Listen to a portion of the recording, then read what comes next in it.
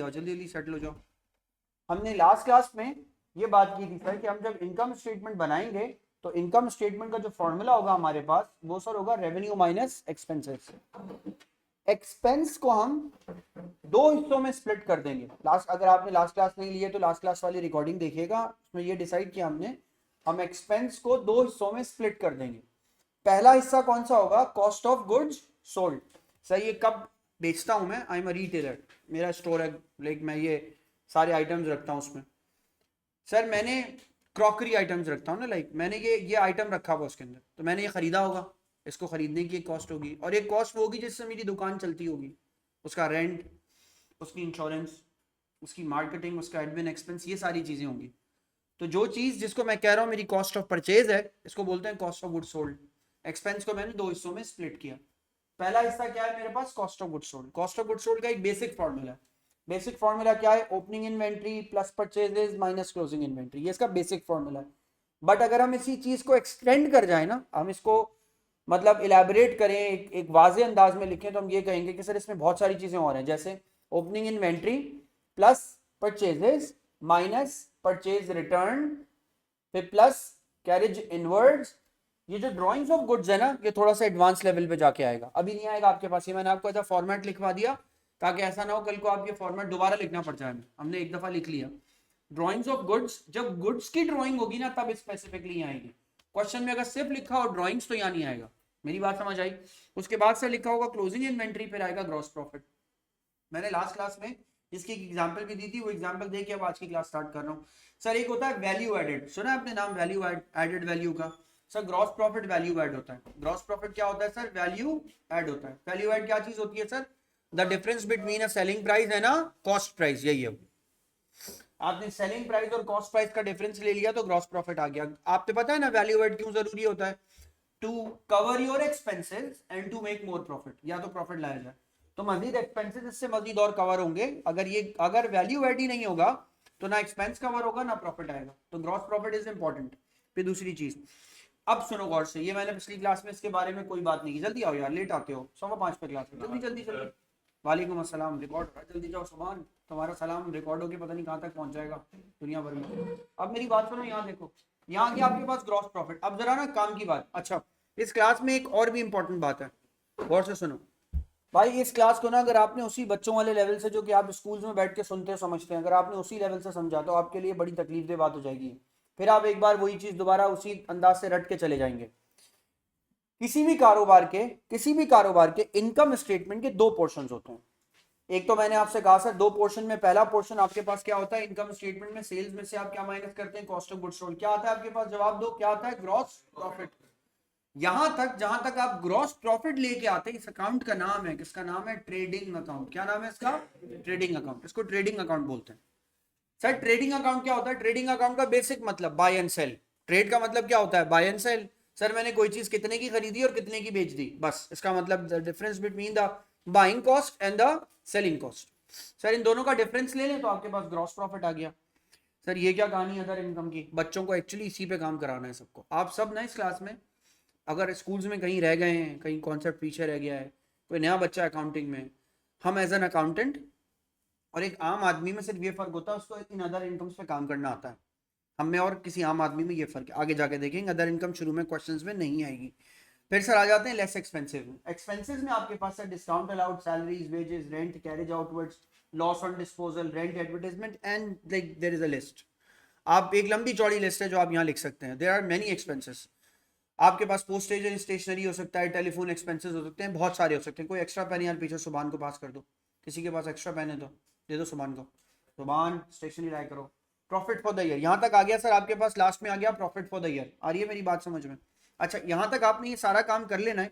उसके बाद सर हमने लास्ट क्लास में सर स्टार्ट लिया था, देखिए जाके मेरे पास क्यों आपके पास ऐसा आ रहा है कि मैंने आपको ये क्वेश्चन नंबर 1 करा दिया है। चेक कीजिए, क्या मैंने आपको 1 करा दिया है या 2 भी करा दिया है? क्वेश्चन 1 करा दिया है ना, राइट? आ जाए सर, सही है। क्वेश्चन नंबर 3 से स्टार्ट ले रहे हैं सर। हेडिंग डालिए सर क्वेश्चन नंबर 3। एक बार हम उसकी इनकम स्टेटमेंट बनाएंगे और उसके बाद फिर हम आगे बढ़ेंगे।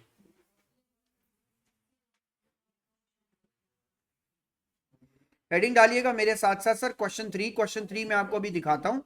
क्वेश्चन 3 से हम स्टार्ट ले रहे हैं और क्वेश्चन 3 में हमें सबसे पहले सर जो चीज बनानी है वो इनकम स्टेटमेंट है। फिर हम आज ही बैलेंस शीट के बारे में कुछ बात करके सर बैलेंस शीट को इवेंचुअली वाइंड अप करेंगे। सर इनकम स्टेटमेंट की सबसे पहले बात करते हैं।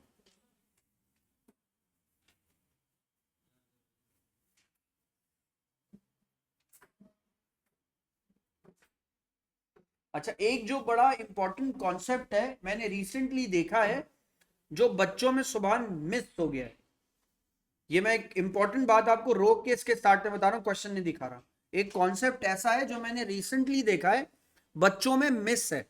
वो क्या है, क्योंकि चीजें अपना प्रिंटेड आ गई एग्जाम में, क्वेश्चन में ऊपर सारी हेडिंग्स वेडिंग सब डली हुई होती है, तो बच्चे के जहन में एक चीज जो है ना वो हटती जा रही है। वो क्या सर, आप कभी भी इनकम स्टेटमेंट बनाते हैं ना तो income statement for the period होती है। अब ये जो फॉर द पीरियड लिखते हैं या फॉर द ईयर लिखते हैं, फॉर द टाइम लिखते हैं, उसमें ये दाग हो ना, आ कर दीजिए, ये सही वर्ड है। फॉर अ पीरियड एंडेड, एक दफा की, एक साल की, 6 महीनों की, एक क्वार्टर की, एक सेमी की, एक सेमाई की, या एक साल की, एक साल की performance. Sir income statement for a period बनती है।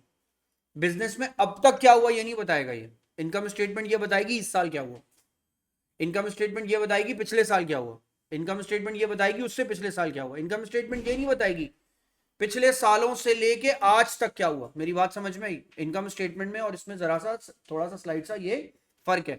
सर यहाँ आ जाते हैं, मेरी बात सुने सर। सबसे पहले आपके पास सर यहाँ पे क्वेश्चन में लिखा हुआ इनकम स्टेटमेंट, यहाँ से स्टार्ट लेते हैं। अब जाते हैं सर जरा क्वेश्चन के अंदर, क्वेश्चन पे आके जरा मैं आपको कुछ चीजें दिखाऊं, फिर वहां से स्टार्ट लें। 1 मिनट दीजिएगा।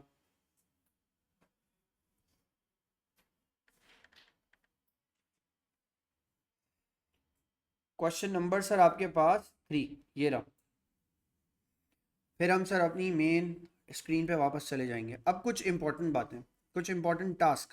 क्वेश्चन नंबर 1 में हमने देखा था सर ओपनिंग इन्वेंट्री नहीं था। अब यहाँ पे जरा ओपनिंग एंड क्लोजिंग इन्वेंट्री का जिक्र है। लास्ट वाली रिकॉर्डिंग आप देख लीजिएगा, आज आपको अपलोड होकर सब कुछ मिल जाएगा। सर लिखा हुआ है from the following trial balance of GS draw off the trading account, profit and loss account and at 30th September 2009 the balance sheet as that date. आज हम बैलेंस शीट भी बना के जाएंगे। नंबर 1, पहले मेरी एक बात सुने सर, हमें एक ट्रायल बैलेंस प्रोवाइडेड है, हमें एक ट्रायल बैलेंस जो है ना वो गिवन है, राइट। सर ये ट्रायल बैलेंस दोनों साइड से अग्री होना चाहिए, राइट। इसका डेबिट साइड और क्रेडिट साइड आपस में क्या होना चाहिए, अग्री। सुभान अगर इसमें अगर बच्चे पूरे मार्क्स लेना चाहते हो ना, पहले तो इसको रीड करने की आदत डालो सही से।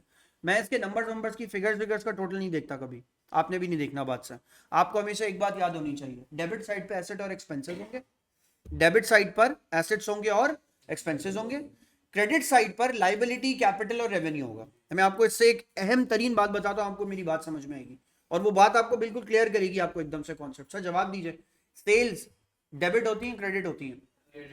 फिर बोलो बच्चे, सेल्स। आप लोग बोलो में इसलिए बच गए, कुछ कहूंगा नहीं मैं। फिर बोलो, सेल्स क्रेडिट होंगी। सर ये रही ना क्रेडिट।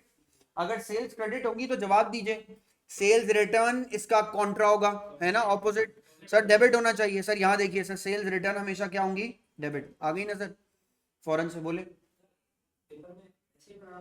ऐसे ही बना हुआ है, नहीं आएगा तो स्ट्रेट आ जाएगा, स्ट्रेट आ जाएगा तो हम पिकअप करेंगे। अगर स्ट्रेट आ जाएगा तो हम पिकअप करेंगे कि सेल्स हमेशा क्रेडिट होती है, हमें पिकअप करना है। उसकी वजह बता रहा हूँ, अभी थोड़ी देरों में आपको उसकी वजह समझ में आएगी मैं क्या बात बोल रहा हूँ। रट्टे नहीं कुछ भी अकाउंटिंग में, सही से समझें। सर जवाब दीजिए, अगर क्वेश्चन में परचेजेस होंगी तो परचेजेस किस तरफ होंगी सर, डेबिट। तो बेटा परचेज रिटर्न किस तरफ होंगी सर, आ गई मेरी बात समझ में। We have this the opposite of it, the contra of revenue and the contra of expense. फिर सर आगे, सर स्टॉक गिवन है, स्टॉक के आगे एक डेट भी गिवन है। पहले तो मेरी ये बात समझें सर, ये स्टॉक जो है ना इसका क्या नाम है सर, ये ओपनिंग है। हमेशा ओपनिंग इन्वेंट्री ट्रायल बैलेंस के अंदर है और क्लोजिंग इन्वेंट्री हमेशा ट्रायल बैलेंस के बाहर है। सर ये कौन सा रूल है, ये रूल आप सीखेंगे जिस दिन मैं आपको अक्रूवल्स एंड प्री पेमेंट्स पढ़ाऊंगा। अक्रूवल्स एंड प्री पेमेंट्स पढ़ाऊंगा, आपको बताऊंगा कि ओपनिंग इन्वेंट्री अंदर क्यों है, क्लोजिंग इन्वेंट्री बाहर क्यों, वरना तो रट लेंगे। और रटने से क्या होता है सर, कभी कभी एग्जामिनर इन्वेंट्री का अकाउंट मांग लेता है, उस दिन आपकी जिंदगी का वो कलमा शहादत हो जाता है, उसके बाद एंड हो जाती है कहानी। मैं बता रहा हूँ आपको, असल प्रॉब्लम ये छोटी छोटी चीजें छोड़ के जाते हैं। इन्वेंट्री का अकाउंट आपको बाद में बना के दिखाता हूँ। कैरेज आउटवर्ड, सर जवाब दीजिए, एक्सपेंस डेबिट हो रहा है। कैरेज इनवर्ड, सर सही है, डेबिट हो रहा है। रिटर्न इनवर्ड्स, सेल्स रिटर्न होगा। अब बच्चे ने पता है क्या, आप जैसे बच्चे सवाल करते हैं अक्सर, ये सवाल मैं आपको पूछूं, आप में से बहुत सारे लोग अभी थोड़ी देर बाद सवाल करेंगे, sir return inward sales return होता है या परचेज रिटर्न। पूछने की जरूरत नहीं है, क्यों? रिटर्न इनवर्ड्स डेबिट साइड पे लिखा है तो सेल्स रिटर्न ही होगा, और रिटर्न आउटवर्ड्स क्रेडिट साइड पे लिखा है तो परचेज रिटर्न होगा, परचेज का ऑपोजिट। इससे भी हम पिकअप कर सकते हैं, पूछने की जरूरत नहीं है एग्जाम में। फिर सर आपके सामने लिखा हुआ है salaries, warehouse, insurance, motor expense, office expense, lighting and general expenses, ये सारे एक्सपेंसेस हैं। इसके बाद अब जवाब दीजिए क्या गिवन है। प्रेमिसेस क्या होता है आपके लिए, नॉन करंट एसेट। तो सर मैंने यहाँ की एक लाइन ड्रॉ की जर्नल एक्सपेंसेस की, तो आपके पास प्रेमिसेस आ गया। Premises, motor vehicle, fixers and fitting, sir ये सारे के सारे क्या है, non current asset. Income statement बनती है रेवेन्यू और एक्सपेंसेस से, तो इसका मतलब ये जो नीचे नॉन करंट एसेट तीनों गिवन है, इसका यहाँ पे कोई काम नहीं है, इनकम स्टेटमेंट में कोई काम नहीं है। बात समझ आई। फिर आपके पास डेटर्स हैं और क्रेडिटर्स हैं। डेटर्स हमेशा डेबिट और क्रेडिटर्स हमेशा क्रेडिट होंगे, तो लाइबिलिटी सेक्शन देखिए क्रेडिट साइड पे गिवन है। कैश एट बैंक, सर ये एसेट होगा। सर फिर आपके पास क्या गिवन है, फिर आपके पास ड्राइंग्स गिवन है, फिर आपके पास सबसे लास्ट में क्या गिवन है, सबसे लास्ट में आपके पास कैपिटल गिवन है। यानी सर प्रेमिसेस से लेके कैपिटल तक हर चीज आपके पास बैलेंस शीट में जाने वाली है। क्यों, बैलेंस शीट में आप लिखेंगे assets equals to equity plus क्या, प्लस लाइबिलिटी, वहां लिखवाऊंगा आपको, अभी नहीं लिखें।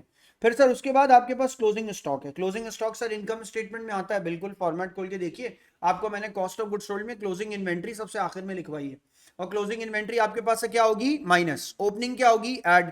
सर हेडिंग डालिए सर इसकी। अब यहां से स्टार्ट लेते हैं सर क्वेश्चन को, सबसे पहले आ जाते हैं, यहाँ लिखते हैं सर आके सेल्स वैल्यू लिखिए, अब कीजिए सबसे पहले सर यहाँ पे मेंशन कीजिए सेल्स। सेल्स के नीचे मेंशन कीजिए सर आपके पास सेल्स रिटर्न। अगर एक एक वैल्यू पढ़ पढ़ के पीछे से लिखोगे एग्जाम में टाइम जाया करोगे। क्वेश्चन को इतना अच्छे से पढ़ना है कि पहली दफा में पिकअप करना है, सेल्स और सेल्स रिटर्न है, और ये बात समझ। और अगर वो नहीं निकला, जो चीज आपने सोची और वो नहीं निकली, तो क्या करते हैं वो भी बताता हूं। सर सबसे पहले आ जाते हैं सेल्स में। सेल्स में आ जाते हैं सर, सेल्स की वैल्यू लिखते हैं, सेल्स की वैल्यू है 3,80,400 और सेल्स रिटर्न है सर 1,540। सर यहाँ वैल्यू लिखेंगे 3,80,400 और यहाँ वैल्यू लिखेंगे 1540। कैलकुलेटर निकाल लो बेटा जल्दी से, प्लस माइनस करो, आंसर बताओ। 378860। बेटा अपने भाई पे भरोसा मत करो ज्यादा, सब लोग निकालो कैलकुलेटर, जल्दी करो, शाबाश। हाँ हाँ सही है, 660। मुझ पे भी भरोसा मत करें, अपना कैलकुलेट करें, चलिए जल्दी करें। नंबर्स के मामले में किसी भी भरोसा मत करें, महंगे महंगे फूल लेके बैठे रहते हैं, उसका कैलकुलेटर रंग खा गया अंदर। जल्दी निकालो बेटा, यूज करो उसको, और सबसे अच्छी बात ये होती है अपने यूजुअल कैलकुलेटर को यूज करें। डन, आंसर आ गया। सर अगर आपका ये आंसर आ गया तो आप इसके बाद इसमें क्या करेंगे, इसमें लेस करेंगे। लेस करके सर आप इसके अंदर लिखेंगे cost of goods sold. Sir मैंने यहां लिखा आके कॉस्ट ऑफ गुड्स सोल्ड, लिख लीजिए सर। डन। अब सर चेक कीजिए, मैंने जितना अभी तक क्वेश्चन पढ़ा, देखे मैंने एक बार पढ़ा है, मैं नहीं कह रहा आप पहली दफा में ऐसा एक्सपर्ट हो जाएंगे। मैंने जो जो चीजें पढ़ी मैं आपको याद कराता हूँ। मैंने ओपनिंग इन्वेंट्री पढ़ी है क्वेश्चन में, मैंने परचेजेस को पढ़ा है क्वेश्चन में, परचेज रिटर्न पढ़ा है, कैरेज इनवर्ड्स भी पढ़ा है, और क्लोजिंग इन्वेंट्री भी पढ़ा है। मैंने ये सब चीजें पढ़ी हैं क्वेश्चन में, और मैं दिखा भी सकता हूँ, हाँ परचेज रिटर्न भी है, देख लीजिए सर, चेक कीजिए। ओपनिंग इन्वेंट्री भी है, बिल्कुल लास्ट में क्लोजिंग इन्वेंट्री भी है, परचेजेस भी है क्वेश्चन में, रिटर्न आउटवर्ड्स भी है, और कैरेज इनवर्ड्स भी है, सारी चीजें आ रही हैं। सर इसको लिखेंगे कैसे, यहाँ ये सर लिखें सबसे पहले। सर सबसे पहले इसके अंदर मेंशन करेंगे आके ओपनिंग इन्वेंट्री, फिर सर उसके नीचे लिखेंगे यहाँ पे आके परचेजेस,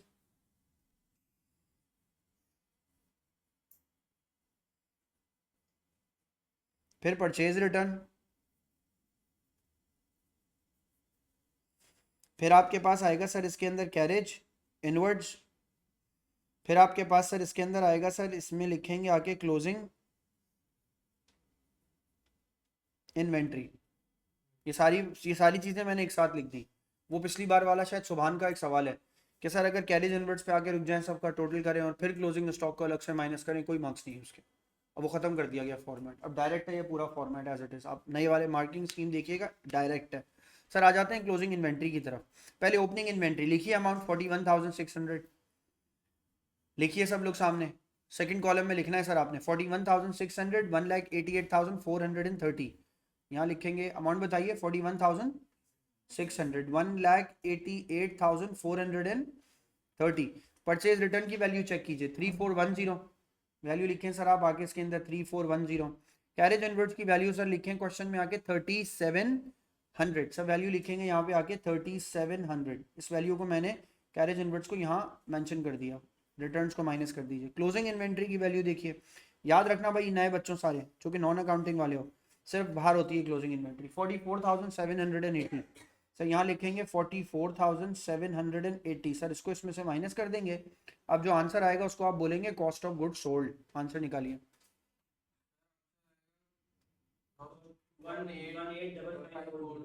185540 सही हो गया। यहाँ आप चेक कीजिए, कोई जल्दी नहीं है किसी को भी कि अगर उसने आंसर बता दिया तो वो अच्छा आपके आंसर बता रहा है मैच करने के लिए। 378860 में से 185540 माइनस करेंगे, आंसर बताइए फिर बताओ। 193320 चेक करें सबके पास यही आंसर आ रहा है। सेल्स में से कॉस्ट ऑफ गुड सोल्ड को माइनस करके चेक करें क्या यही आंसर आपके पास आ रहा है।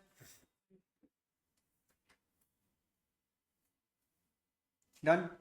इस पूरे क्वेश्चन में अदर इनकम नहीं है, लेकिन पहले मैं रुका हूं, सब लोग आंसर निकाल रहे हैं, पहले अपनी तरफ से तसल्ली कीजिए आंसर निकाल के। कोई जल्दी नहीं है, कोई जल्दी नहीं है। Done done. Sir gross profit के बाद अदर इनकम आनी चाहिए अकॉर्डिंग टू फॉर्मेट। इस क्वेश्चन में अदर इनकम नहीं है तो अदर इनकम को हम स्किप कर रहे हैं।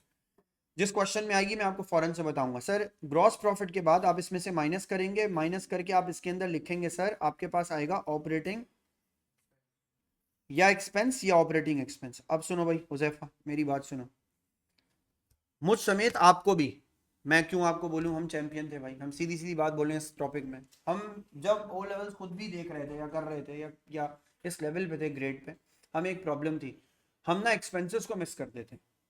इतने सारे होते हैं, हम चूज कर रहे होते हैं, ये लिखें फिर ये लिखें फिर ये भी ढूंढ रहे हैं, फिर ढूंढते हैं, ढूंढने वाला एलिमेंट खराब है। अगर आप ढूंढ के एक्सपेंस लिखोगे आप कभी भी सही क्वेश्चन नहीं कर पाओगे। मेरी बात समझ आई? ढूंढ के अगर सोफिया लिखोगे, सही कैसे लिखते हैं फिर देखें, मैं आपको एक तरीका बता रहा हूँ, इट्स अमेजिंगली परफेक्ट। सर आपने क्वेश्चन देखा, जब आप ऑपरेटिंग एक्सपेंस में आ जाएंगे ना तो आप शुरू से लेके क्वेश्चन को आखिर तक रीड आउट करेंगे, उससे फायदा। अभी तो आपको नजर आ रहा होगा सैलरीज एंड वेजेस से लेके जनरल एक्सपेंसेस तक सारे एक्सपेंसेस हैं, नहीं, यही एक मसला है, एक्सपेंसेस स्कैटर्ड होंगे, ऊपर नीचे गिवन होंगे। सबसे पहले देखिए एक्सपेंस ऊपर गिवन है कैरेज आउटवर्ड्स, वो मिस हो जाता वरना अगर हम वो नहीं लिखते। तो जब भी एक्सपेंसेस पे आइए हुजैफा, एक्सपेंसेस पे आइए तो शुरू से लेके आखिर तक दोबारा पढ़ें क्वेश्चन को। एक्सपेंसेस के लिए मैं आपको ताकीद कर रहा हूं, शुरू से आखिर तक दोबारा पढ़ें। शुरू में क्या लिखा है, स्टॉक एक्सपेंस नहीं होता, कैरेज आउटवर्ड्स तो एक्सपेंस होता है ना, कैरेज आउटवर्ड्स लिख लें सर 2100 का, यहाँ के मेंशन कीजिए सर कैरेज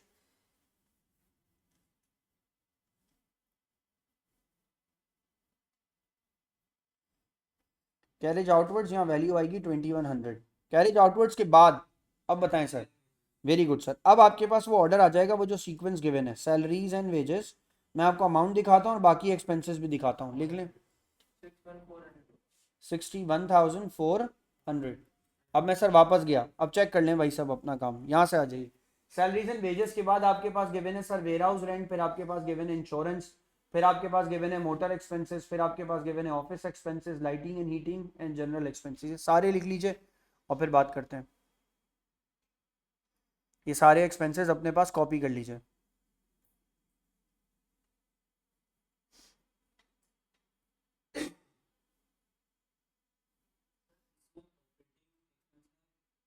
अलग से ये सब ऑपरेटिंग एक्सपेंसेस, हाँ एक ही बात है, तब भी सही है।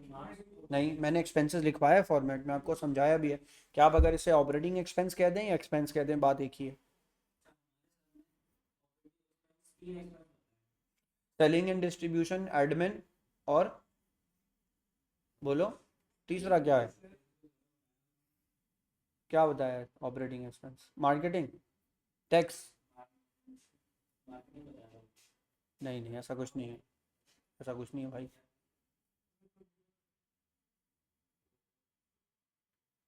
वो लिमिटेड कंपनी पढ़ा रहे होंगे शायद, हाँ उसमें उनको दो बताने चाहिए थे, तीन क्यों बता दिए उन्होंने आपको, दो बताने चाहिए थे उसमें, सेलिंग एंड डिस्ट्रीब्यूशन अलग और एडमिन अलग। जब आप आओगे कंपनी में तब आपको सिखाऊंगा, अभी मैं आपको सोल ट्रेडर पे पढ़ा रहा हूँ और मैं आपको सोल ट्रेडर की कुछ कहानी सिखा रहा हूँ, बस सीखते जाओ और लिखते जाओ। अरे भाई बात समझ आ रही है? याद हो गया इसका नाम, अब इसके लिए मुश्किल हो गई, नाम याद हो गया ना जिसका, तो सवाल पे सवाल। जनरल एक्सपेंसेस है, जनरल एक्सपेंसेस भी लिखेंगे ना, मैं लाइन ड्रॉ कर दूं सारी, हाँ 303। पहले लिख लें सारी वैल्यूज, मैं आपसे पूछूंगा values.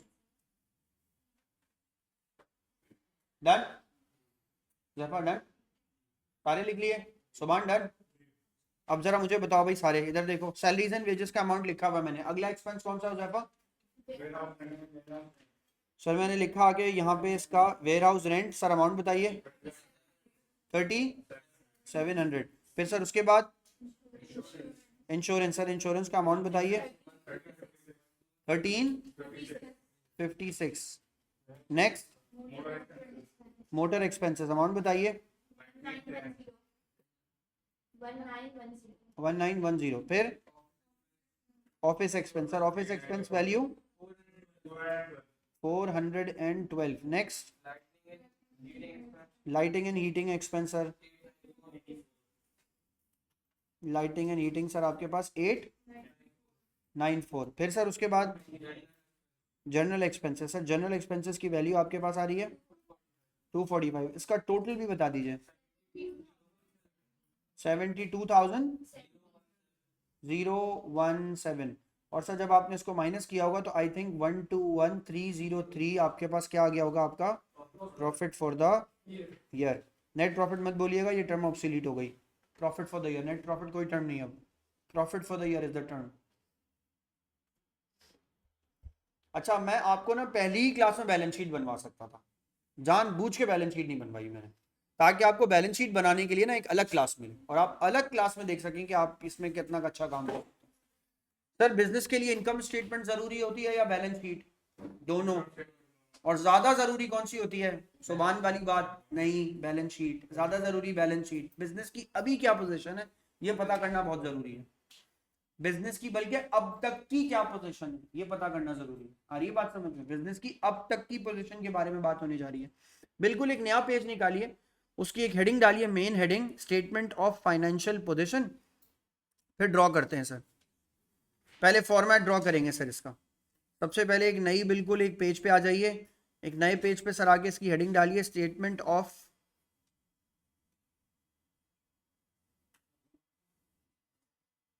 Financial position.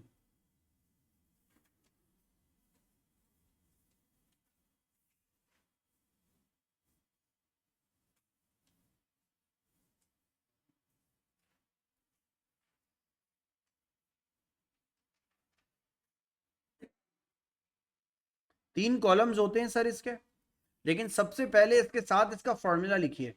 Assets equals to equity plus liability. Sir ये इसका फॉर्मूला है, assets equals to equity plus liability. इस फॉर्मूले पे बैलेंस शीट बनती है। इनकम स्टेटमेंट कैसे बनती है Sophia? Revenue minus expenses. How many heads of accounting are there? 5। Assets, expenses, liability, capital and revenue. Assets और एक्सपेंसेस डेबिट होते हैं, लाइबिलिटी, कैपिटल, रेवेन्यू क्रेडिट होते हैं। ऐसे ही होता है ना जब बढ़ते हैं तो, हमेशा नहीं, जब बढ़ते हैं तो। और सर दोबारा बताइए, रेवेन्यू और एक्सपेंसेस को माइनस करते हैं तो क्या आता है? प्रॉफिट। सर इनकम स्टेटमेंट आप किस बेस पे बनाते हैं? रेवेन्यू माइनस एक्सपेंसेस पे। और बाकी के तीन हेड्स बचे कौन से? ये जो सामने एसेट्स, इक्विटी और लाइबिलिटी, वो यहां पे बनेगा। आ रही है बात समझ में? अच्छा अब बेटा पहले तो ना जितना आज तक कोशिश कर ली ना रटने की, नहीं हो पाया, नहीं बन रही बैलेंस शीट, बैलेंस नहीं हो रही, तो मेरी बात सुन लो अच्छी तरह, शायद बैलेंस होना शुरू हो जाए। और मेरी बात बहुत अच्छे से सुने सर, बैलेंस शीट ना सेक्शन बाय सेक्शन बनती है। मैं रिपीट कर रहा हूं, बैलेंस शीट को ना कभी भी आप ऐसे मत देखें एज होल। बैलेंस शीट एक सेक्शन है। मैं एग्जांपल दे रहा हूं आपकी, पहले तो ये देखिए, लास्ट से लास्ट ईयर नेशनल बैंक का ऑडिट हुआ, उनका रेवेन्यू 300 बिलियन है, 300 बिलियन। एप्पल के पास ना खाली cash reserves 19.2 trillion, 19.2 trillion dollars. Imagine कीजिए, मतलब ट्रिलियन पाकिस्तानी रुपीस के अंदर होगा, बल्कि 3 ट्रिलियन स्टॉक है उनका, 3 ट्रिलियन का स्टॉक है। सर उनकी बैलेंस शीट बैलेंस होती रहती है? कभी भी नहीं, कभी भी नहीं होती। ऐसी थोड़ी बात है कि हर वक्त बैलेंस होती है, उसको बैलेंस किया जाता है, मजबूरन भी होती है कुछ चीजें अकाउंटिंग में, फिर मजबूरन करनी पड़ती है आपको। अब मेरी बात को सुनिए, ये जो पूरी बैलेंस शीट है ना, ये सेक्शन बाय सेक्शन चलती है। इसको इसको सेक्शन वाइज देखिए, रादर देन आप आप पहली दफा में सोच लें यार उसकी जो एसेट साइड है वो इक्विटी और लायबिलिटी साइड के बराबर होनी चाहिए, इससे क्या फायदा, इससे कोई फायदा नहीं मिलेगा आपको, इससे अकाउंटिंग भी नहीं आएगी आपको। अकाउंटिंग कब आएगी आपको, जब आप ये सोचें जो मैं बोल रहा हूँ, पेन ड्रॉप करें, मेरी बात सुने। अकाउंटिंग आपको जब आएगी जब आपको ये पता हो कि भाई पहले एसेट में सबसे पहला जो सेक्शन होता है वो सेक्शन किसका होता है, वो सेक्शन होता है नॉन करंट एसेट का। सुनो पहले मेरी बात, फिर लिखना, मैं आपको लिखने का टाइम दूंगा। सर नॉन करंट एसेट में भी ना ये जो ये पहले 3 कॉलम है, पहला क्या एट कॉस्ट, दूसरा क्या पीएफडी, तीसरा क्या नेट बुक वैल्यू, ये सिर्फ नॉन करंट एसेट के लिए बस। ये क्या है, मेरा एक फोन है सर, ये प्रोजेक्टर है मेरा, मेरे लिए नॉन करंट एसेट, ये एसी है मेरे लिए नॉन करंट एसेट। एसी मैंने खरीदा 2 लाख का, 5 साल इसकी जिंदगी है, 2 लाख को 5 से डिवाइड करो, 40,000 आंसर आएगा। करके देखिए ना कैलकुलेटर, अकाउंटिंग के बच्चे हो यार, कैलकुलेटर फिंगर टिप पे चलना चाहिए। 2 लाख डिवाइडेड बाय 5, आंसर कितना आ गया 40,000। सर 40,000 इसकी एक साल में लाइफ कम, मतलब कॉस्ट कम हो जाएगी, एक लाइफ इसकी खत्म हो जाएगी। तो 2 साल अगर ये चल जाए तो 80,000 खत्म हो गई, 3 साल खत्म हो जाए तो 1,20,। इसकी ओरिजिनल कॉस्ट कितनी है 2 लाख, वैल्यू कितनी फॉल कर गई 1,20, बचा कितना 80, 80 is the net book value. आ रही है मेरी बात समझ में। अच्छा अभी ना, अभी फिलहाल फौरन हम इसको इस तरह नहीं लिखेंगे, अभी शुरू में हम इसको बच्चों की तरह ट्रीट कर रहे हैं, हमारी value net book value column में लिख देंगे। फिर आहिस्ता आहिस्ता जब डेप्रिसिएशन में आएंगे तो सीखेंगे वैल्यू कहाँ क्या क्यों, ये कॉलम किस चीज का है। लेकिन पहले मेरी बात को जरा ध्यान से सुनिए, वो क्या, नॉन करंट एसेट के 3 सेक्शन में, एट कॉस्ट, पीएफडी और नेट बुक वैल्यू। और आपको जगाने के लिए कि ये 3 क्यों है, आपने, आप में से कुछ लोगों ने स्कूल में टीचर से खामखा सुना होगा हिस्टोरिकल कॉस्ट कॉन्सेप्ट, सुना है, सुना होगा, कभी नाम सुना होगा। उसके ऊपर ये पहला कॉलम है। दूसरा नाम आपने सुना होगा प्रूडेंस कॉन्सेप्ट, सुना है ना, उस पे ये दूसरा कॉलम। तीसरे कॉलम पे भी प्रूडेंस लगा हुआ है। ये कॉलम बाय कॉलम है, मैं मजाक नहीं कर रहा, मैं पढ़ाऊंगा आपको तो बताऊंगा, ये कॉलम बाय कॉलम है। और हर चीज अपने कॉलम पे हमें इंटरनेशनल अकाउंटिंग स्टैंडर्ड कहता है कि ऐसी रखनी है। आ रही है बात समझ में। तो हमने नॉन करंट एसेट को वही इधर सुनो 3 कॉलम्स में ना डिवाइड किया। अब सुनिए सबसे पहले, सर सबसे पहले आपके पास क्या आएगा, सबसे पहले आएगा आपके पास लैंड एंड बिल्डिंग। शरारतें करने वाले बच्चे बहुत अच्छे होते हैं, पता है, जब तक उनकी शरारतें उनको हिट ना करें, पढ़ते रहो। सुने यहाँ देखें लैंड एंड बिल्डिंग। नंबर 2 दूसरी चीज देखें सर, दूसरी चीज आपके पास आई, चलें इसने बोल दिया सुभान, हुजैफा कोई और चीज मशीन के अलावा। वेरी गुड सर, प्रेमिसेस को क्या मैं लैंड एंड बिल्डिंग कह सकता हूँ, यस, इसको छोड़ देते हैं। और बताओ सुभान, वेरी गुड सर, सबसे इंपॉर्टेंट ये भी होता है सर, और एक बहुत इंपॉर्टेंट है, यहाँ लिखता हूँ सर व्हीकल्स, हाँ वेरी गुड, इसमें यहाँ पे आ गया सर व्हीकल, व्हीकल में से मैंने माइनस किया, लास्ट आपके पास किया क्या चीज आएगी सर, फिक्सचर्स इन फिटिंग। और अगर हम खाम खाना खाली यहाँ पे नॉन करंट एसेट की लाइन लिखने लग जाए तो सर ये तो पूरी बैलेंस शीट ही नॉन करंट एसेट से खत्म हो जाएगी, बस हो गए इतने काफी है। अब जब भी नॉन करंट एसेट होगा आप उसको इसी तरह ट्रीट करेंगे, और इसका टोटल जो होगा वो यहाँ आएगा। ये सेक्शन खत्म। कौन सा सेक्शन खत्म, at cost PFD net book value का सेक्शन खत्म। आपको ये याद रखना है कि बैलेंस शीट में 3 कॉलम्स होते हैं, first column, second column, third column. Non current asset के लिए first column is the cost column, second column is the PFD column and third column is the net book value column. ये non current asset के लिए।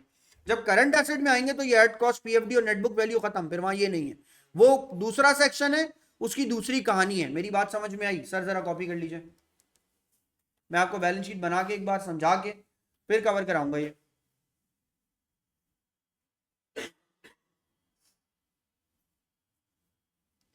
सीधा सीधा लिखा करो Sophia, सीधा, aligned and aligned. Accounting data should be like presentable, right? It has marks. और ना लाइक हम जब भी लिखते हैं ना, ये मेरा साथ भी प्रॉब्लम है, same problem. I used to write in the tilted way, slide and glide वाली सिचुएशंस। हमेशा क्या किया करो, अपने राइट इंटेंडेड लिखा करो। ये जो, क्यों हमारी राइटिंग मेरी तरह होगी ना, मैं कैसे, मैं ऐसे क्यों बता रहा हूँ, तो मैं सीधा कैसे लिखता हूँ, क्योंकि मेरे पास ना जब से मैंने इन बुक्स पे लिखना शुरू किया ना, इनमें तो बॉक्स बना हुआ है ना, तो वो, वरना मैं यूं ही जाऊँगा हमेशा। तो प्रैक्टिस क्या करो, सीधा लिखो, जल्दी कीजिए, जल्दी कीजिए, शाबाश, जल्दी कीजिए। सो एसेट्स में सबसे पहले कौन सा एसेट, नॉन करंट एसेट। अब एक एसेट की ये कहानी भी आपको सुनाता हूँ।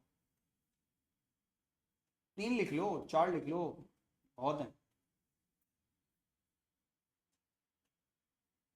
अजमल पूरी लाइन खींचेगी नीचे तक, खींच लो अभी, बैलेंस शीट पूरी बनेगी एंड तक, अभी खींच लो जब तक ये लोग लिख रहे हैं। बैलेंस शीट को अगर आप प्रॉपरली लाइन ड्रॉ करके लिखें तो अच्छा है। तीनों कॉलम्स यूज किए ना, डन डन।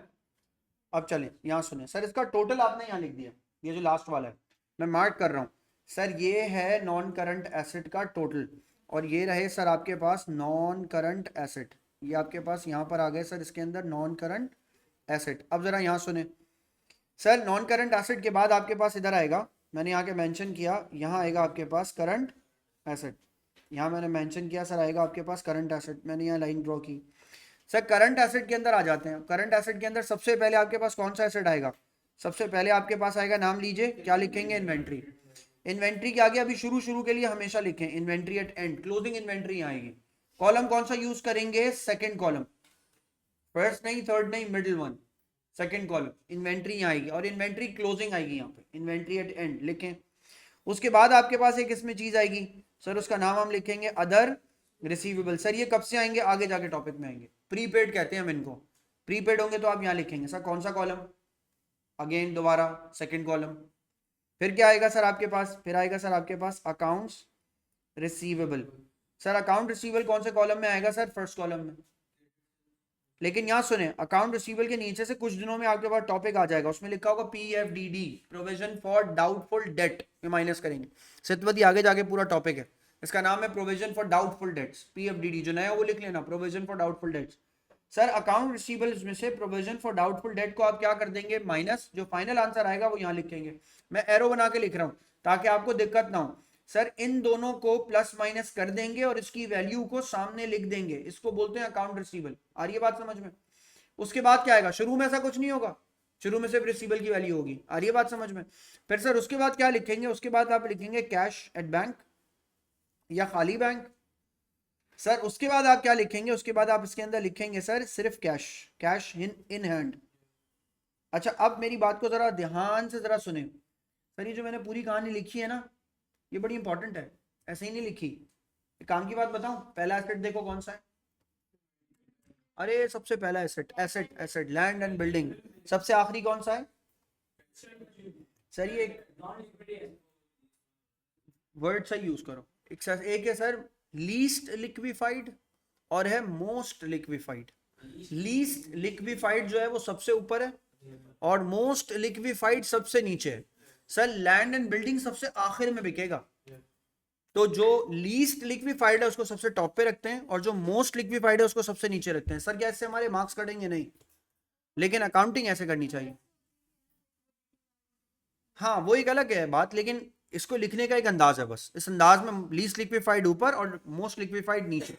सर यहाँ तक अगर आपने काम कर लिया तो अब गौर से देखिएगा सर, यहाँ देखिएगा, मैं आपको ये दोनों बातें बताऊं सर, इन दोनों एरियाज को आप आपस में क्या कर लेंगे, प्लस। जब आप इन दोनों को प्लस कर देंगे तो आपका इवेंचुअली आंसर क्या आ जाएगा, इसका आंसर आपके पास आ जाएगा यहाँ पे, और ये आगे आपके पास टोटल एसेट्स, इसको सामने टोटल एसेट्स लिखने की भी जरूरत नहीं है। फिर सर अब स्टार्ट लेते हैं, आगे बढ़े। सर क्वेश्चन में करंट एसेट्स के बाद आपके पास यहाँ पर आ जाएगा, आप यहाँ पर आके मेंशन करेंगे सर इक्विटी, हेडिंग डालेंगे सर इसके अंदर इक्विटी। इक्विटी का सर एक फॉर्मूला है, मैंने यहाँ लिखा सर आगे कैपिटल एट स्टार्ट। गौर से देखिए सर कौन सा कॉलम यूज कर रहा हूँ, सेकंड कॉलम। कैपिटल स्टार्ट के बाद आपके पास क्या आएगा, कैपिटल स्टार्ट के बाद आपके पास आएगा ड्राइंग्स। कौन सा कॉलम यूज कर रहा हूँ सर, सेकंड कॉलम। फिर सर आपके पास क्या आएगा, फिर आप लिखेंगे सर आगे इसके अंदर additional investment. Sir additional investment की वैल्यू क्या आएगी आपके पास, प्लस। फिर आपने सर या तो प्रॉफिट या तो इनकम स्टेटमेंट से लॉस निकाला हुआ होगा, तो प्रॉफिट या loss from IS income statement, या प्रॉफिट या लॉस फॉर द ईयर, एक ही बात सर, उसको आप यहां लाके प्लस या माइनस कर देंगे। इनका जो आंसर आएगा उसका नाम आपको भी नहीं पता होगा, मैं बता रहा हूं, उसको कहते हैं कैपिटल एट एंड। क्या बोलते हैं सर उसको, capital eight and. Capital eight start में जब ड्राइंग स्कीम प्रॉफिट ऐड किया तो जो आंसर आया वो क्या, कैपिटल एट एंड।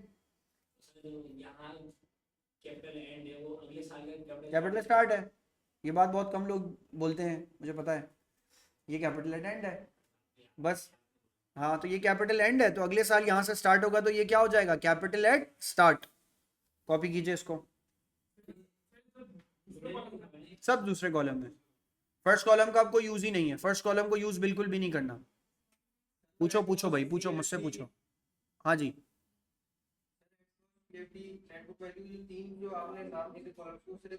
बस बात समझ गए। बाकी सबके लिए कॉलम वॉलम नहीं है वो, बाकी सबके लिए 1 2 3 है, और एक में कैलकुलेशन हो रही है तो दूसरे में आंसर आ जा रहा है। बिल्कुल बिल्कुल बिल्कुल। कोई सवाल हो तो पूछें, कोई सवाल हो तो पूछें, ईशल कोई सवाल हो तो पूछें। श्योर, समझ आ गई बात। सर उसके बाद इक्विटी के बाद सर इक्विटी और लाइबिलिटी को ऐड करना होता है। सर मैंने अब इसके फौरन बाद एक हेडिंग डाली आके लाइबिलिटी, मेरे साथ साथ सर हेडिंग डालिए।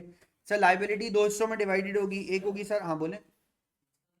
नहीं नहीं, इक्विटी पहले लिखनी है अब। हाँ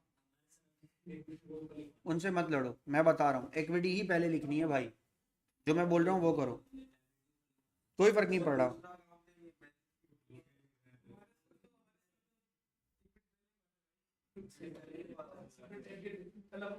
इक्विटी पहले लिखनी है। सबसे पहले आ जाए सर, यहाँ हेडिंग डालें नॉन करंट लाइबिलिटी। भाई मैं तुम्हें एक बात बता रहा हूँ जफा, सारी लड़ाई खत्म करो। मैं जो चीज पढ़ा रहा हूँ ना बेटा, मैं एज एन अकाउंटिंग मॉडरेटर बता रहा हूँ, 4 5 साल पेपर बनाए सीआई के, बेटा जल्दी कर लिख, शाबाश। हाँ हाँ सच में, जल्दी करो लिखो। Yes yes yes, 17 to 21 papers हैं भाई, बेटर हूँ मैं पेपर, जल्दी करो। तो मुझे पता है मैं क्या पढ़ा रहा हूँ, मैं क्वालिफाइड चार्टर अकाउंटेंट हूँ भाई, मेरी बात पे ना भरोसा करें और पढ़ते रहें बस। मैं आपको अकाउंटिंग तो पढ़ा रहा हूँ ओ लेवल्स की, लेकिन साथ साथ अकाउंटिंग पढ़ा रहा हूँ जो होती है, कोई चीज़ नहीं रटवा रहा, और रटने से कुछ नहीं आएगा। सर यहाँ देखिए नॉन करंट लाइबिलिटी, कोई बताएगा बच्चा नॉन करंट लाइबिलिटी की कोई एक example? Loan, long term loan, तो सर हम उसका नाम क्या रख देते हैं, उसका नाम हम रख देते हैं बैंक लोन। अब मैं एक छोटी सी बात आपको शुरू में कोर्स के बता रहा हूं, बाद में हम इस पे बड़ी डिबेट कर लेंगे। सर एक नॉन करंट लाइबिलिटी मैंने 5 साल पहले ली थी, मगर अगले साल पे ऑफ करनी है, तो अब ये करंट हो गई। दोबारा बोले सर, सुभान मैंने एक नॉन करंट लाइबिलिटी ली थी 2021 में, 2025 में मुझे पे ऑफ कर देना है, तो 31 दिसंबर 2024 को मेरे लिए अब नॉन करंट नहीं है, वो मेरे लिए करंट है, क्योंकि अगले साल पे ऑफ है। इससे क्या होगा आगे देखेंगे। फिर सर नॉन करंट लाइबिलिटी के बाद आपके पास जो सेक्शन आएगा उस पर आप सर हेडिंग डालेंगे, लास्ट आपके पास सेक्शन आएगा करंट लाइबिलिटी, हेडिंग डाल दीजिए सर करंट लाइबिलिटी, और करंट लाइबिलिटी के अंदर आ जाइए। करंट लाइबिलिटी में आ जाए, सबसे पहले आप यहाँ के लिखेंगे सर, एक चीज आपके पास आएगी अकाउंट्स पेबल, क्रेडिटर्स इनको हम बोलते हैं, और सर दूसरी चीज आपके पास आ जाएगी सर, यहाँ के मैंने मेंशन किया अक्रूड, इन दोनों को आप प्लस करेंगे, ट्रेड रिसीवेबल्स करंट एसेट्स में, और ट्रेड पेबल्स यहाँ है।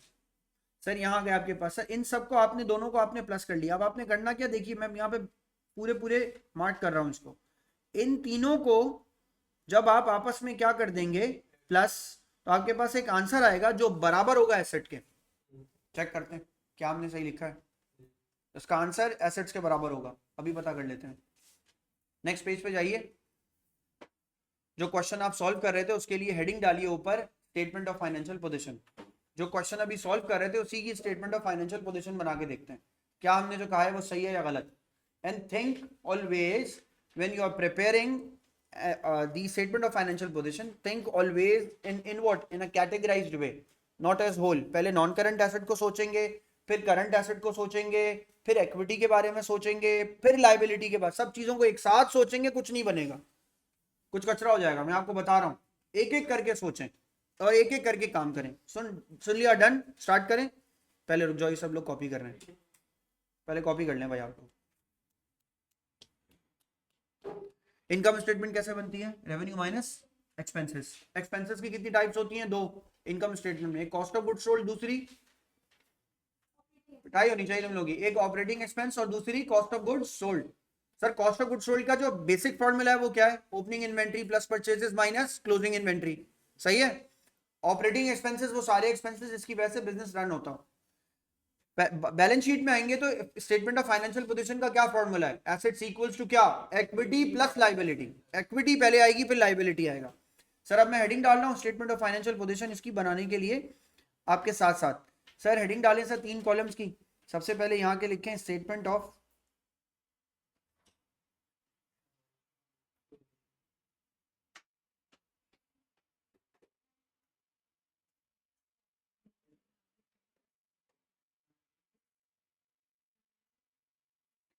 Statement of financial position. Sir 3 columns, पहले सबसे पहले एसेट वाले 3 कॉलम्स ड्रॉ कीजिए। सर एसेट्स वाले 3 कॉलम के लिए सर मैंने यहाँ के मेंशन किया एसेट, एसेट में मैंने नीचे आके यहाँ पे मेंशन किया सर नॉन करंट एसेट, मैंने यहाँ मेंशन किया आगे non current asset. Non current asset के अंदर सर मैंने सबसे पहले यहाँ आके मेंशन किया सर, यहाँ क्या आएगा एट कॉस्ट, फिर क्या आएगा सर आपके पास पीएफडी, फिर आपके पास यहाँ क्या आएगा net book value. Sometimes PFD को कुछ पास पेपर्स में ACC.DEP भी लिखा होगा, accumulated depreciation, it's an alternate term. Provision for depreciation की ऑल्टरनेट टर्म एक्यूमुलेटेड डेप्रिसिएशन भी है, सेम है। आ रही है बात समझ में? सर यहाँ पे आ जाते हैं, पहले तो हम ये हेडिंग डाल लेते हैं। और हम कौन से क्वेश्चन की फाइनेंशियल पोजीशन बनाने जा रहे हैं सर? 3, क्वेश्चन 3 की। सर क्वेश्चन ये रहा आपकी स्क्रीन पे। सर अब सबसे पहले तो आपने पता है क्या करना है, ट्रायल बैलेंस को देख के आपने ये आइडेंटिफाई करना है विच ऑफ दीज आर या will be going to record या will be recorded in balance sheet. कहाँ जाएंगे सर? ऊपर वाले सारे जो है ना जनरल एक्सपेंसेस तक, वो तो खत्म हो गए। उसके बाद आ जाते हैं 3 नॉन करंट एसेट गिवन है, एक प्रेमिसेस है, एक मोटर व्हीकल है और एक फिक्सचर्स एंड फिटिंग है। नाम लिख लें सर वहां जाके। सबसे पहले सर यहाँ के मेंशन कीजिए, आपके पास यहाँ आएगा प्रेमिसेस, फिर आपके पास सर यहाँ आएगा मोटर व्हीकल, फिर आपके पास क्या आएगा, नाम लीजिए तीसरा, fixtures and fitting. Very good sir, यहाँ आपके पास नाम आएगा sir fixtures and fitting. Premises की वैल्यू सर इसमें कॉस्ट और पीएफडी जैसी कोई चीज तो नहीं गिवन है, शुरू में इसको डायरेक्ट लिखेंगे 92,000, 13,400 और 1900। हम यहाँ लिखेंगे सर 92,000, दूसरी वैल्यू 13,400 शायद, यस, एंड 1900 जो है वो लास्ट वाली की वैल्यू है, फिक्सचर्स एंड फिटिंग। यहाँ लिख दिया सर मैंने आके 1900। सर कॉस्ट और पीएफडी कहाँ गया? अभी नहीं है, आगे जाके आएगा। आप फॉर्मेट तो पूरा बनाओगे ना यार, फॉर्मेट तो नहीं छोड़ सकते ना।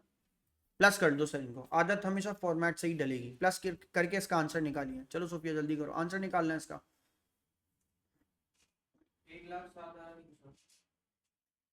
भाई एक बच्चा क्यों बता रहा है सारे आंसर्स? 1,07,300। बाकी लोग क्या कर रहे हैं? कैलकुलेट कीजिए और आंसर निकालिए। You should know how to use your calculator.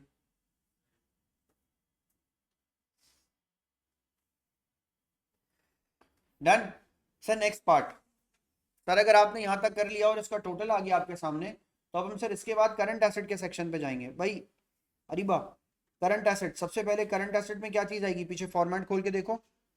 Current asset में सबसे पहले क्या आएगा? इन्वेंट्री। और इन्वेंट्री भी कौन सी आएगी? Inventory closing. तो सर मैंने लिखा सर आके यहाँ पे आपके पास आएगा sir inventory, inventory at end. और sir inventory at end question में वैल्यू गिवन है 47,780, और ये वैल्यू आप इनकम स्टेटमेंट से भी ले सकते थे। इनकम स्टेटमेंट में भी वैल्यू गिवन है 44,780। यहाँ वैल्यू लिखेंगे आप आगे सर इसके अंदर 44,780 लिख लीजिए। आगे बढ़ते हैं सर। डेटर्स, डेटर्स, डेप्टर बोलते ही भगा देगा वो इंटरव्यू में से बाहर। बोलेगा कहीं ना बिल्कुल एकदम 4K चौरंगी के पास से ना कहीं बंदा खुदा की बस्ती से आया अकाउंटेंट बनने। Debtor, debtor. सर सुनिए यहाँ देखें सर, उसके बाद आपके पास आएगा अकाउंट रिसीबल। अकाउंट रिसीबल लिखते हैं सर यहाँ पे। अब यहाँ सर अकाउंट रिसीबल की वैल्यू आ रही है, अकाउंट रिसीबल में आ जाए सर, पढ़ो भाई, डेटर वैल्यू कितनी है?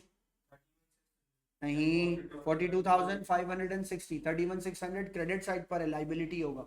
डेटर आपके एसेट होते हैं, डेबिट साइड पर होंगे। नहीं सॉरी नहीं, याद रखना है, क्या याद रखना है? डेटर्स डेबिट साइड पर होंगे।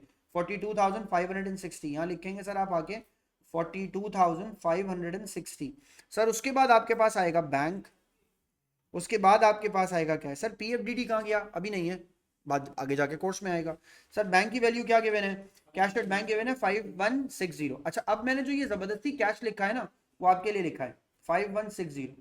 सर कभी लिख दें, अगर कोई चीज कोई आइटम लिख दें और अगर वो नहीं हो फिर क्या करें? स्माइली साइन बना दें बेटा वहां पे। क्या आप करेंगे? डैश डालेंगे बस। एग्जामिनर को स्माइली साइन बना के छोड़ के आ जाएगा। मजाक कर रहा हूँ यार, क्यों बनाओगे स्माइली साइन? डैश डालोगे, छोड़ दोगे, छोड़ दो बस। खाली मत छोड़ देना, डैश डाल देना, उसको समझ में आए ताकि लिख के गलती से लिख दिया इसने। आ रही है बात समझ में? सर इन सबको प्लस कर लीजिए, आंसर बताइए। 92500, ये दोनों वैल्यूज आपस में प्लस कर लीजिए। 199800, ये मेरे टोटल एसेट्स हैं। डन है? देखते हैं आज हम पहली दफा में इसको बैलेंस शीट को बैलेंस कर पाते हैं या नहीं। डन है सर। हमने यहाँ तक ये काम कर लिया। अब सर आए इक्विटी सेक्शन में। मैं गया सर यहाँ से, अब आ गया सर मैं इक्विटी सेक्शन में। इक्विटी सेक्शन का सर मेरे पास सबसे पहला यहाँ से स्टार्ट होने वाला है। सर इक्विटी सेक्शन की पहली चीज़ क्या होगी? यहाँ मैंने मेंशन किया sir capital eight start. Sir capital eight start की वैल्यू किसी को पता है सर? क्वेश्चन में गिवन है सर 68,843 और ड्राइंग्स की वैल्यू भी देख लो 22,000, दोनों वैल्यूज देख लो। कैपिटल एट स्टार्ट की वैल्यू कितनी है? कैपिटल एट स्टार्ट ये रहा, क्या वैल्यू है? 68,843। सर वैल्यू लिख लीजिए यहाँ के, कॉलम सेकंड यूज कीजिएगा, 68,843 और 22,000 की आपके पास सर क्या है? ड्राइंग्स। ड्राइंग्स को इसमें से क्या कर देंगे? माइनस। मेंशन कर लीजिए सर आपके पास क्या आ जाएगा इसके अंदर? ड्राइंग्स। डन। उसके बाद बढ़ते हैं सर आगे। अब क्वेश्चन में ड्राइंग्स के बाद क्या लिखेंगे? एडिशनल इन्वेस्टमेंट क्वेश्चन में है नहीं, तो आपको क्या लिखना पड़ेगा? Profit for the year. Sir जवाब दीजिए, प्रॉफिट फॉर द ईयर आप कहां से निकाल के लेके आएंगे? इनकम स्टेटमेंट से। पीछे जाइए, इनकम स्टेटमेंट की वैल्यू बताइए। 121,303। सर इन सबको प्लस कर लीजिए। कोई क्वेश्चन है तो पूछें, बोले बोले जफा बोलो ना यार। 168,146 चेक कर लो सब लोग। सर उसके बाद आपके पास आएगी लाइबिलिटी। अब चेक करें सर, पूरे क्वेश्चन को मैंने तो पढ़ा, उसमें कोई लाइबिलिटी नहीं थी, तो हमें करना क्या चाहिए? सुने, जो लाइबिलिटी होना एक है लेकिन नॉन करंट लाइबिलिटी कोई नहीं थी। सुनो, अगर नहीं है ना, हाँ बोले। 92,500 नहीं है, सही है, कुछ गलती है ना? अब आगे बाद में क्लियर कराता हूँ। सही है, डन। मैं तुम्हारी बात, जो भी है जैसा भी वहीं छोड़ दो, आगे बढ़ो। ये भी तरीका पता हो कि सर कैंसिल कैसे करेंगे। नॉन करंट लाइबिलिटी की हेडिंग डाली, सर नॉन करंट लाइबिलिटी नहीं है, डैश डाल दीजिए। सर नहीं लिखे अगर तो कुछ नहीं होगा, मैं आपकी प्रैक्टिस के लिए हेडिंग डाल रहा हूँ। सर फिर एक हेडिंग डालेंगे करंट लाइबिलिटी की। करंट लाइबिलिटी की जैसे ही आप हेडिंग डालेंगे ना सर, तो आपके पास सबसे पहले क्या आएगा? यहाँ आएगा आपके पास क्या? Accounts payable. Accounts payable question में देखिए क्रेडिटर्स गिवन है, कितने के गिवन है? 31,600 के क्रेडिटर्स गिवन है, 31,600 के। सर मैं यहाँ आया, मैंने वैल्यू लिखी 31,600। सर जरा इन दोनों वैल्यूज को प्लस कर लीजिए जो कि मैच नहीं हो रही। सर इनको जरा लिख लीजिए, देखिए सर ये मैच नहीं हो रहा। 19974। सर चेक कीजिए क्या यहाँ कुछ गलती है? हाँ, लेकिन अब गलती बताऊं, पहले तो एक बात सुनो सब लोग, पहले बोर्ड देखो। सर आपको कैसे पता गलती है? मैं तो यार ये क्वेश्चन पता नहीं कोई 3,000 बार सॉल्व कर चुका हूँ शायद, मुझे तो ऐसा लगता है। सर मुझे उसके नंबर्स याद हैं। सुने, मैं क्यों नहीं बोला आपको कि कोई गलती हो तो कैसे सही करें। सर एक मसला होता है, बच्चों को ना एरर को करेक्ट करने का भी ना तरीका पता होना चाहिए।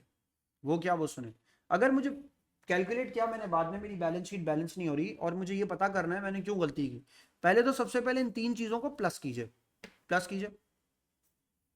उसीलिए बोल रहा था कि पहले भी ना कैलकुलेशन खुद करें। 5106 है या 5016 है? 5106 है, 06 है, 5106 है। इसका टोटल कीजिए, पहले आंसर निकालिए। अब सुने, कुछ गलती है ना, करेक्शन का तरीका ये है, गौर से देखें, बोर्ड देखें, खुदा के वास्ते इसे काटे मत, ये कोई तरीका नहीं है। काट देना तो मतलब आपने अपना ग्रेड ही काट दिया। सर ये देखें काटते कैसे हैं, एक सेंटर में एक लाइन खींचते हैं बस, एग्जामिनर को पता होना चाहिए आपने काटा है, नंबर ये था।